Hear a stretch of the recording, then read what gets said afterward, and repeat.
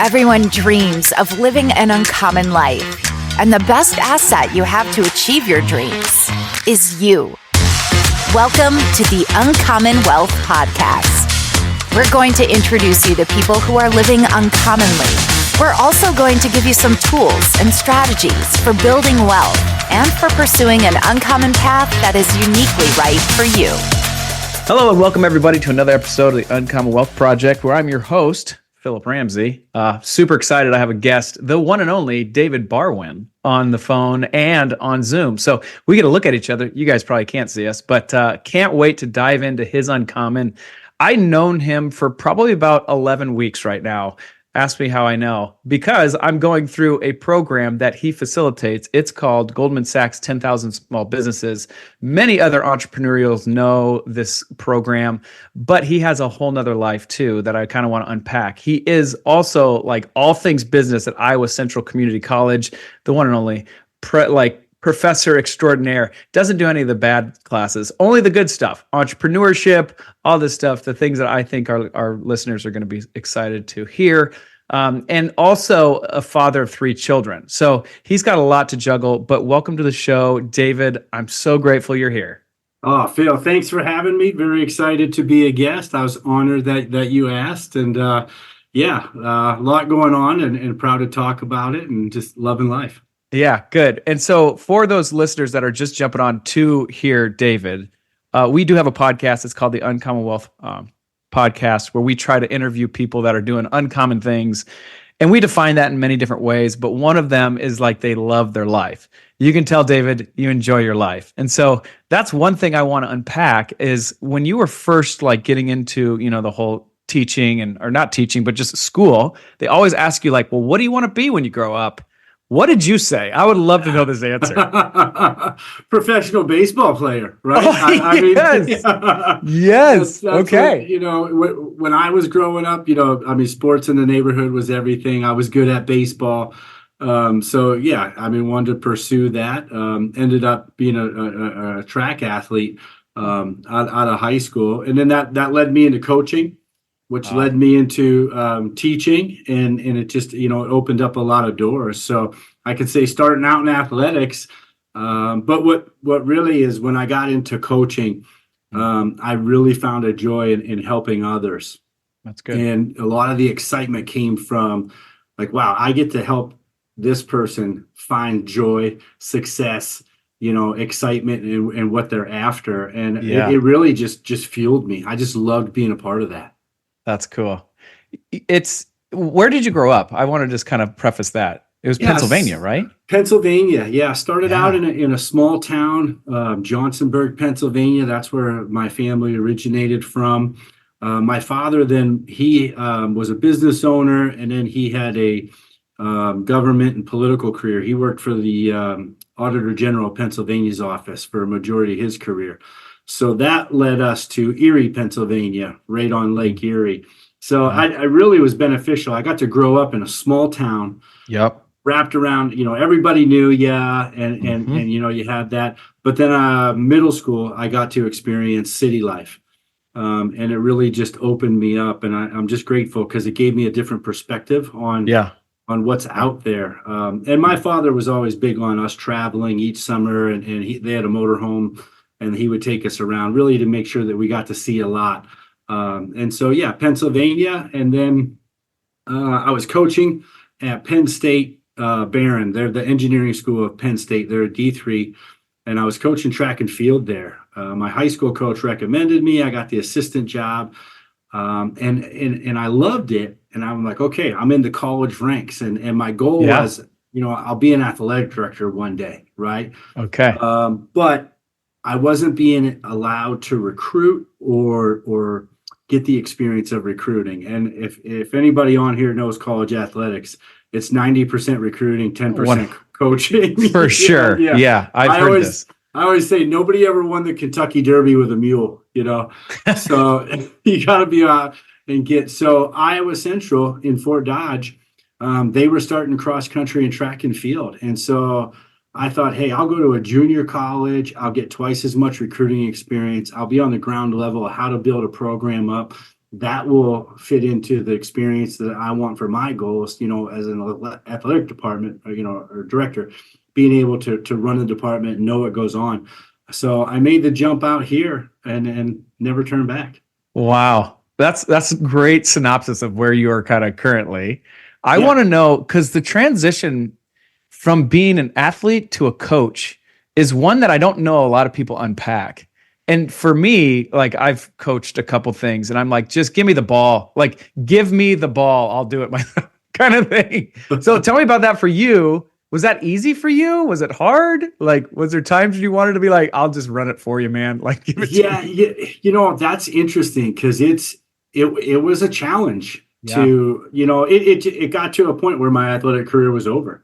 And I didn't want to let it go. And so what do? Right? Hey, I'm going to go coach, right? Because I still need to be a part of it and I still need to feel it. And so it was challenging. I remember the first few years, like I would still run and I could beat some of the kids and, and like, hey, coach still has it. And some of the kids that I coached, they had known about my career. They were freshmen when I was a senior. And now I'm coaching some of them. And so that was kind of invigorating, like, whoa, like they know what I can do.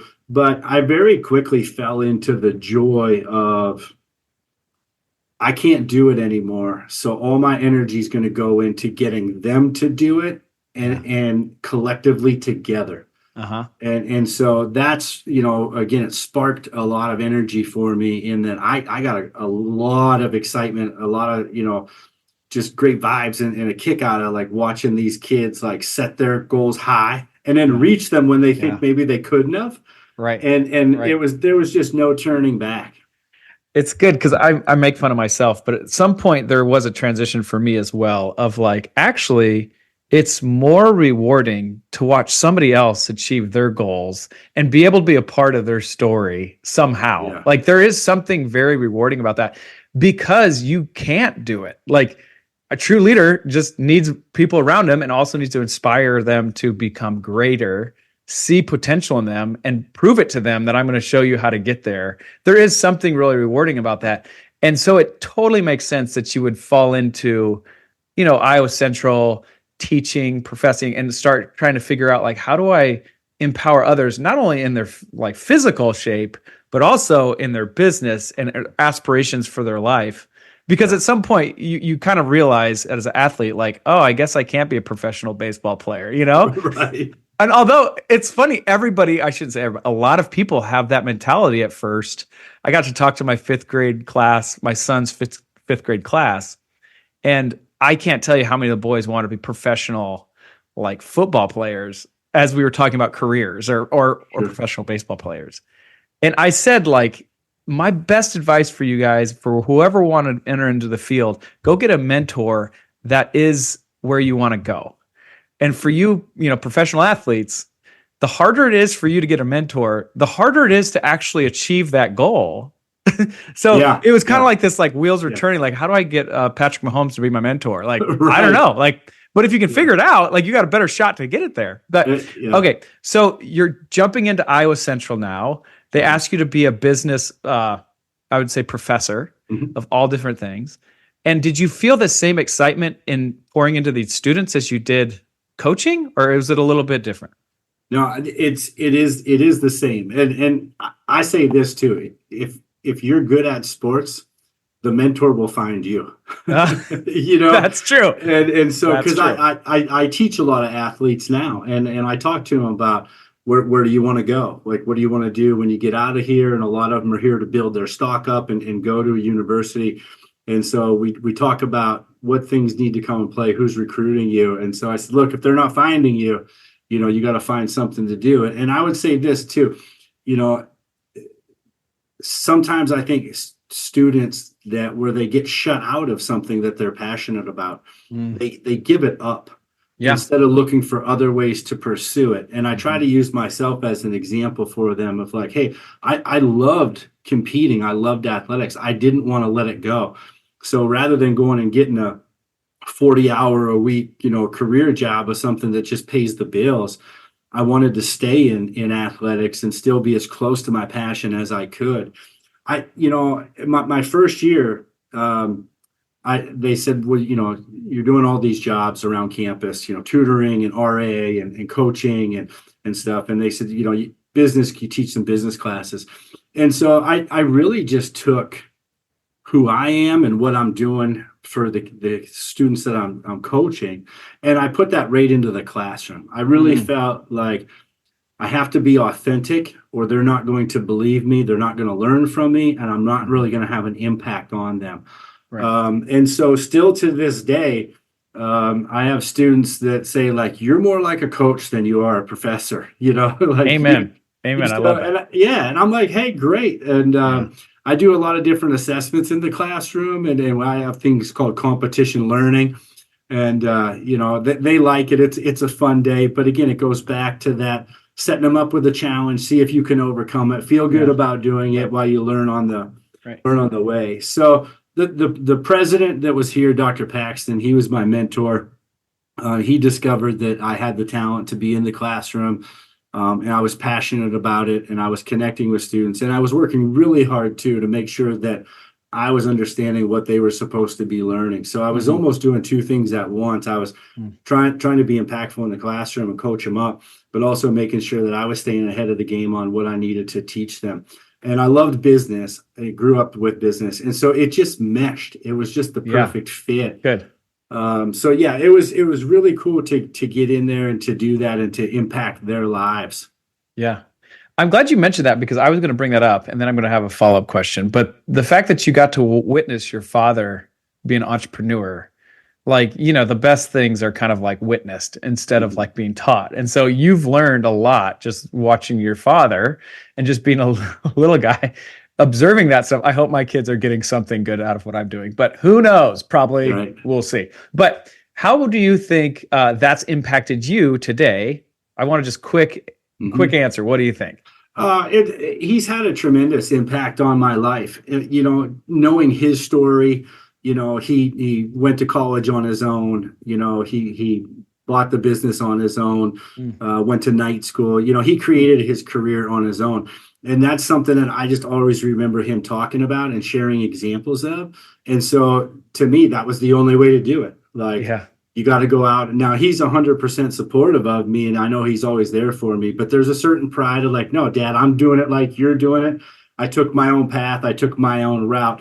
And so it was a huge influence. And then just listening to his stories. As a matter of fact, I know you said short, but I'm proud of this. Yeah, get it. Let's go. I make it a point to call him or text him anytime I experience something from one of his teachings.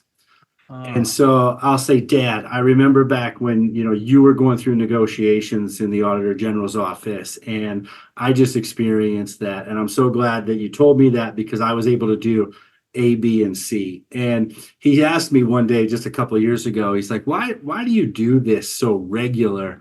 And I said, well, you need to know. You need to know that, that, like we were saying, we hope that they listen, and I hope my kids listen too. Right. But I think the biggest gift I can give back to him is like, Dad, I took what you showed me and taught me. Heck yeah. And I'm using it in my growth. And I want you to know that before, maybe I can tell you. No, it's good. And this is a saying I heard. I didn't create this, but every time somebody passes away, a library burns down. And what you're telling him is like, listen, I got your books that you've written. Like, that's a cool thing.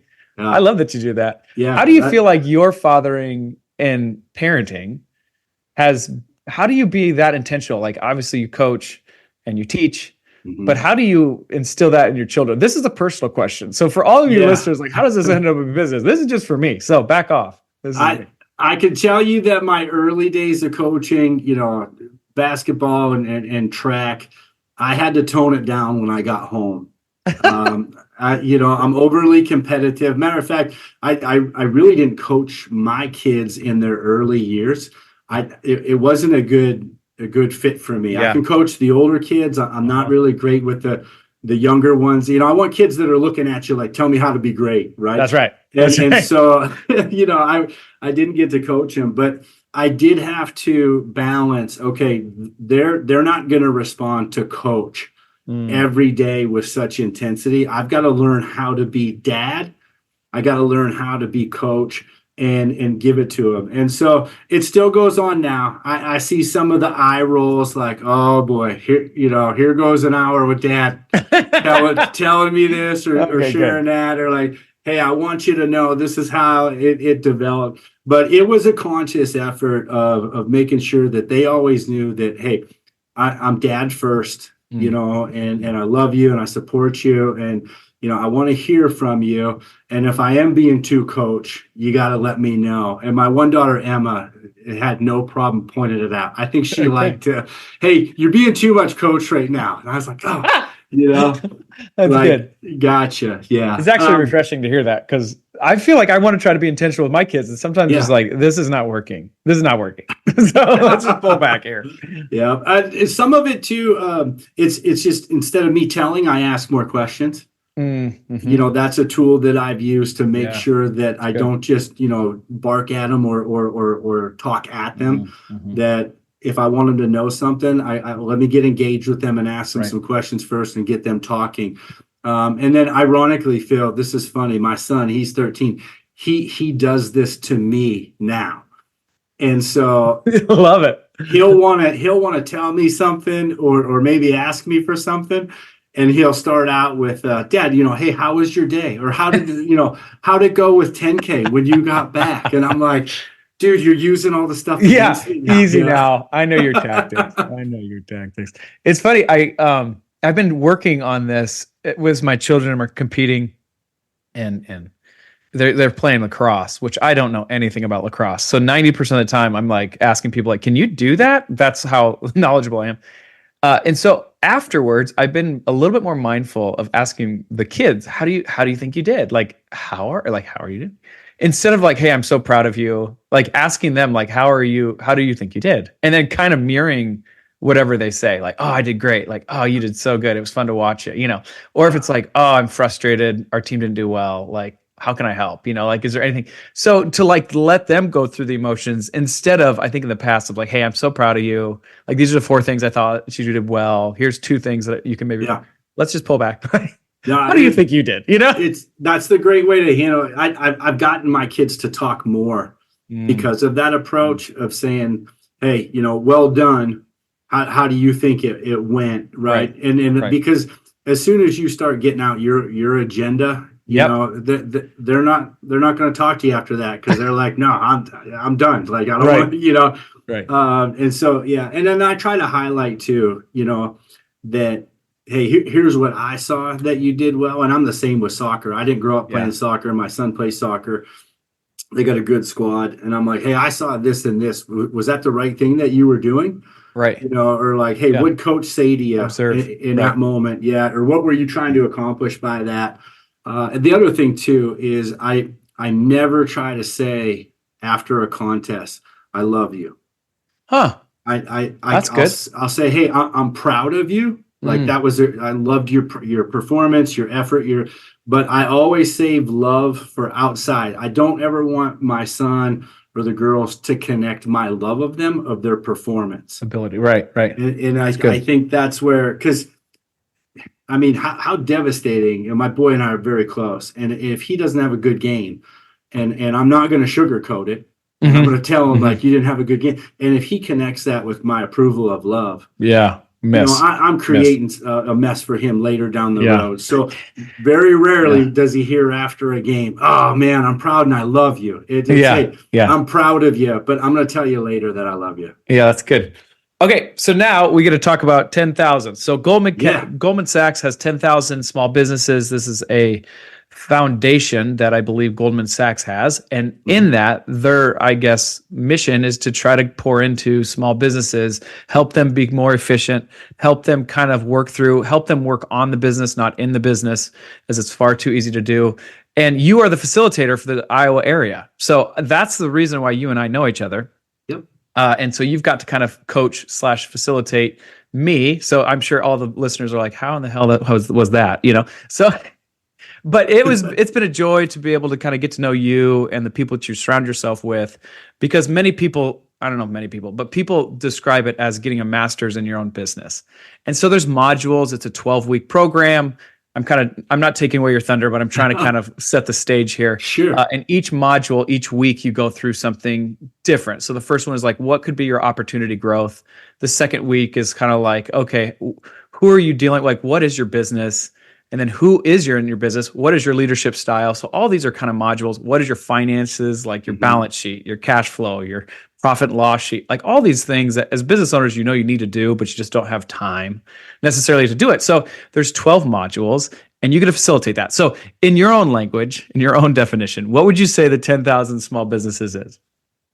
It's a program to teach you, as you mentioned, to work on your business rather than in your business, right? And you're seeing now from the schedule that we have, like we're building you out to block time for you when you leave the program to work on the business.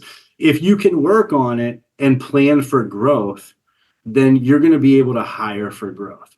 And that's, I think, where the big gold nugget is for the program is every business owner in Iowa that takes it, they can go back to their communities and they can create jobs. And so if they're growing it, they're going to hire for that growth.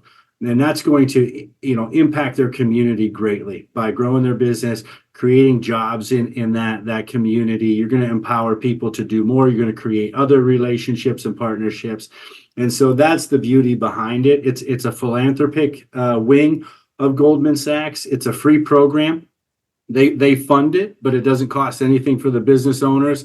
There's a extensive interview process, right, to go through to get in. And Jackie Bolt, she's our director, and we've worked together for 6 years now since it's been implemented, and she's phenomenal. And she says the interview process is also to protect business owners that aren't quite ready.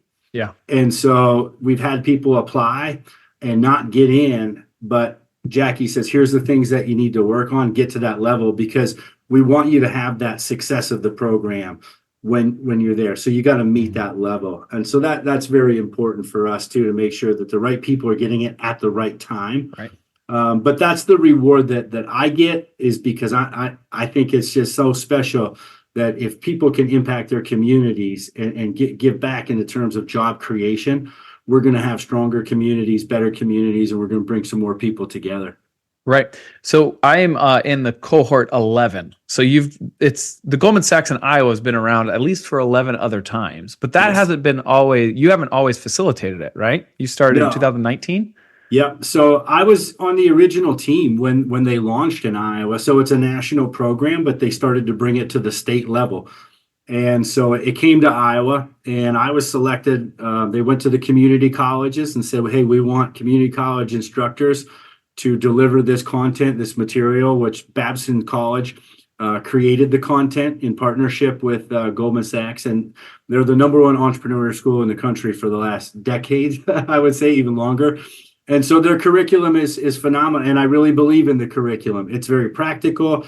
It's not case studies and go figure out how to apply it. It's right. You taking it and working on your business through the curriculum. So I really loved the model of it. But yeah, when I went there, I was just responsible for it's the people, the leadership, and the hiring, which is now Mod 5. And so, yeah, I got into it. I really loved it. And I connected, and I was got good ratings and so forth. And then another guy had my role, and he stepped away, and Jackie called and said, hey, like, you want to do it? And I was like, yeah, let's go. That's been the goal. Like, let's get it done. And so it's just, I believe in the curriculum. I believe in the team that we have together, which is phenomenal. Mm-hmm. And so I work really hard to make sure that we stay high level with our delivery, and the team has bought into that 100%. The people around us are great. And so we really care about the impact that we're making. And so it's been an easy transition for me to do it. I would say the only thing that I really adjusted, the first two modules, I was mod faculty, then from 3 to 11, I was lead faculty. The one thing that I really incorporated a little differently was the sense of togetherness and relying on each other as you go through the program, because I want you to create relationships and partnerships and that network to be there for each other as you leave. Right. And so that's working. We see increased numbers every cohort in the alumni program as you all stay involved. So yeah, it's been great. I love the path on how I got involved and what I was able to do. Yeah, it's been fun to be able to, like, from a facilitator to another facilitator. You do a great job of keeping us on task. But I think a great facilitator are the people who know when to, okay, stop. Like, there's something here. And we were in our in-person, our first time, all, there's 32 of us in this kind of room talking, and, you have to stay on point here. You have to stay on schedule. And there was one specific conversation that we had, and I remember gaining a lot of respect for you because you were like, hey, like, let's keep working on this. Let's kind of keep working through this. And immediately I was like, oh, that was the right play, because it was a fairly touchy, dicey, heavy topic that you didn't want to just be like, okay, we'll get to that later. Like, parking lot that, let's move on. And I thought, ooh, and you did an amazing job. So I think you, not only how you facilitated it, but how you read the room and how you continue to help your team and the people you surround yourself with provide high content for people that are going through it. Because a lot of times, the business owners are deer in the headlights. Like, I got to do what on top of what? Like, It's just a lot. And so kudos to you. I don't know. I wanted to say that publicly. I remember that. And I'm I get poked at by the team and the scholars about being a stickler for time, because we're gonna start, we're gonna finish, but that's the value of everybody's time. And I remember we were up against a break, and I'm like, hey, this is too good. Like, everybody is into this, and what's coming out of it is special. And I remember talking about, okay, I'm sorry that you might have had calls planned, but that was too good to pass up. Yeah, so we had to do it. Yeah, that's good. And it's reading the room. What's your favorite module to still go through? Is it that leadership and your people part? It's hard for me. I like them all because each time you guys go through one, like seeing the new discoveries and the confidence, especially like financials, that's one that's a little scary for everybody. And then when you're done with it, there's really an empowerment.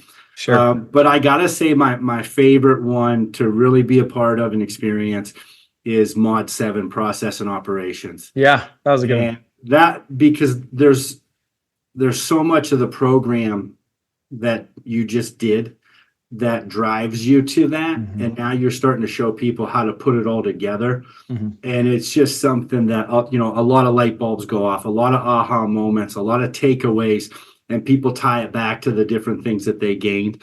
That's the one I still get like, oh, I can't wait for this. Let's go.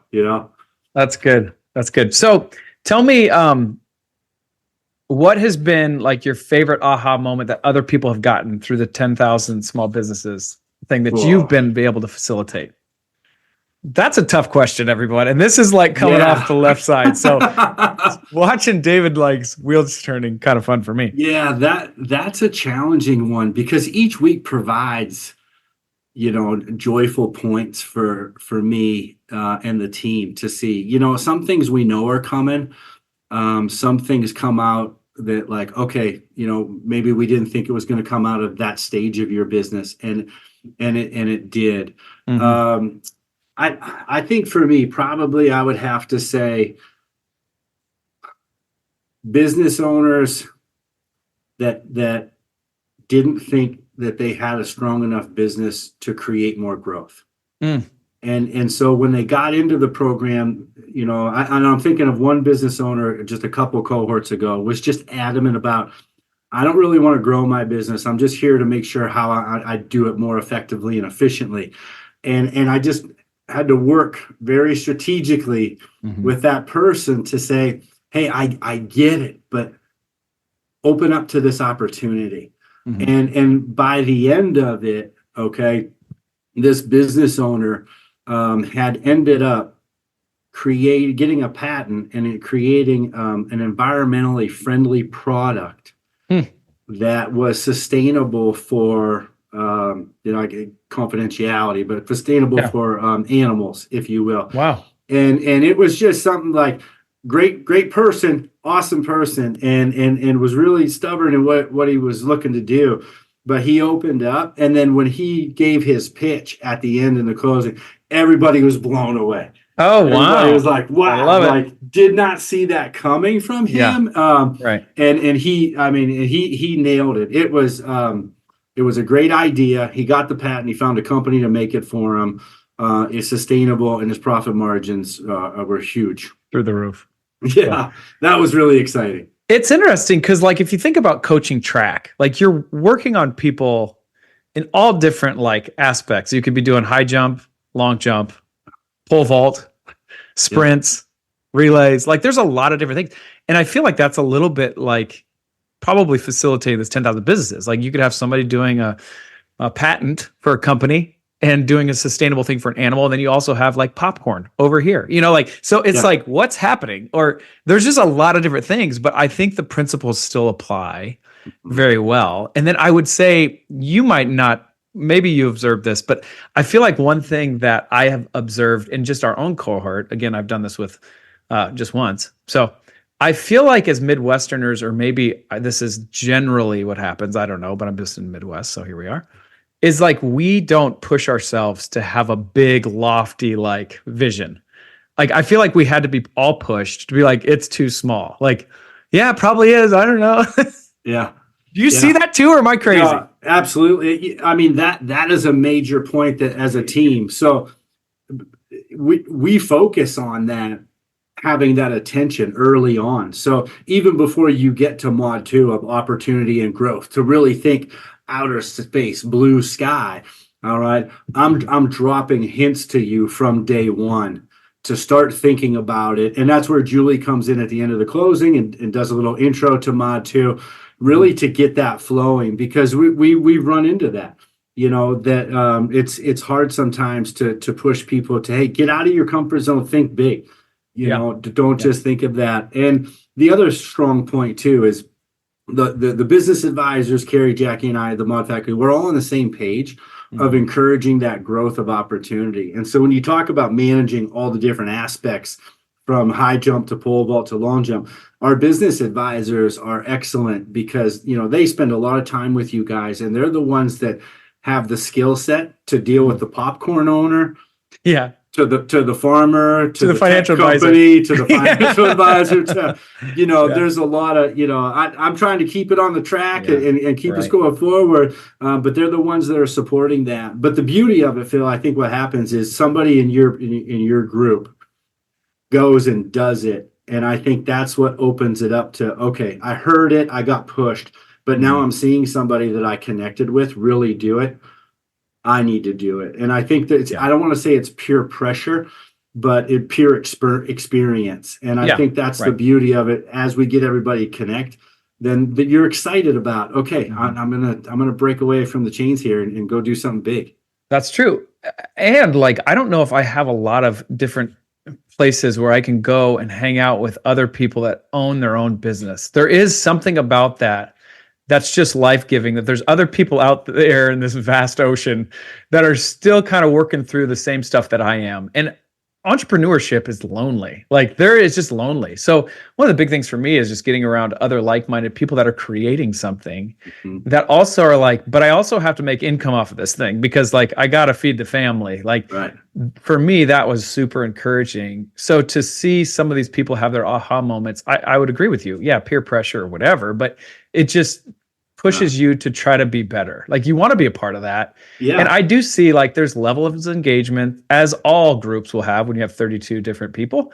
But I do see that this cohort, in my opinion, again, I've only done one, really gelled well together. And we all are like here to, hey, I'm not here to condemn, but be honest and be uplifting and encouraging to each other, which, just thrives with enthusiasm and growth and how can we get better. And so that, to me, the atmosphere is exactly what I believe that you wanted to build. So it's fun to see that. And I think that the vulnerability that everybody fits into going forward, okay, if I open up and I'm honest, then I can really get a lot of feedback and I can give to others. And you guys have all done that really well. And that is a successful point of it. But like you see on Fridays, we celebrate, entrepreneurship's lonely. We celebrate business owners who are like, I just got a new vendor and it's going to save me this much compared to the person that's like, I just signed this huge contract.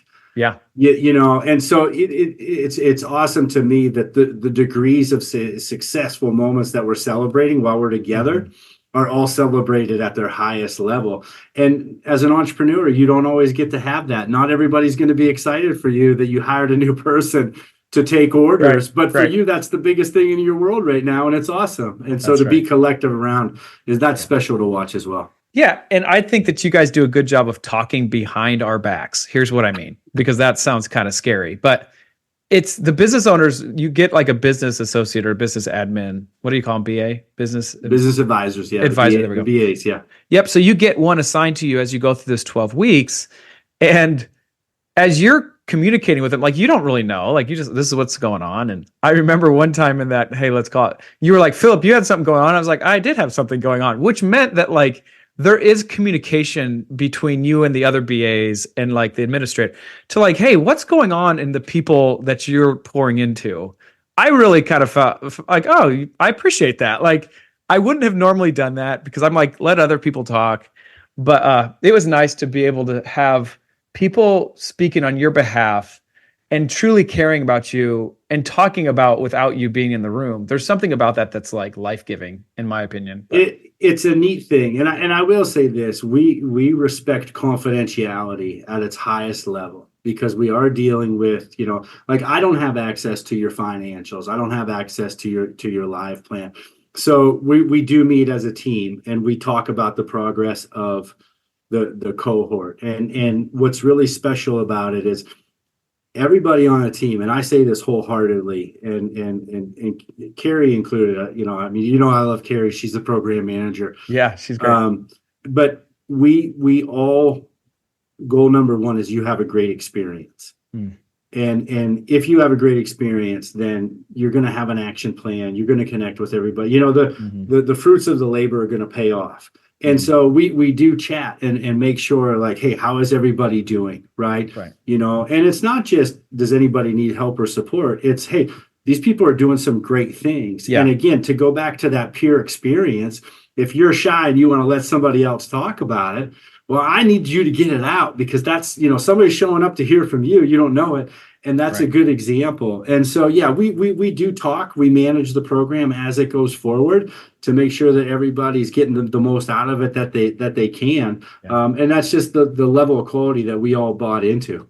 Yeah, I kind of call it just intentional leadership, right? Like that to me is intentional leadership, which is always kind of, it's nice. If you're going to be a good leader, you got to know your people. You do. Absolutely. Hard to not. So, okay.